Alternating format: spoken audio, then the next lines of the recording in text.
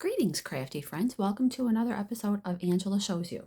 So today I wanted to show you how to do your zippers if you buy your zippers in bulk, like I have been trying to do, because it is definitely more cost effective to do it that way. So they come on rolls, various colors. I get mine right on Amazon. You can get, all the basic solid colors: white, gray, black, tan, or like I like to get like the multicolors. This one had a couple shades of gray, it had navy blue, some of them come in like a pink.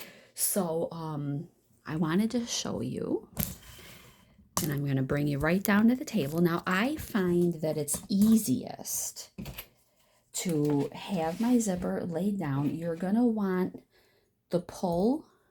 Okay, here's your zipper pull. You're going to want this flat end facing up. All right. And you're going to slide it in one side.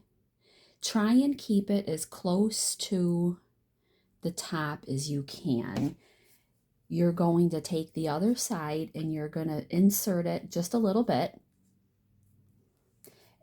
And then I find if I lay it down on my surface, hold both sides, and I try and keep it together. And it does sometimes take, whoop, that side, it came out a little bit.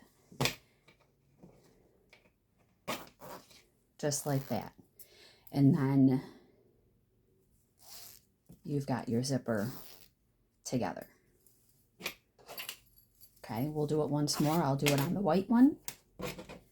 Take the flat side,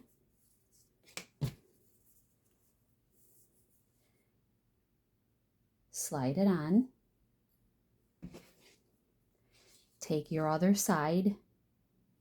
It kind of like slides up. I lay it down. I hold.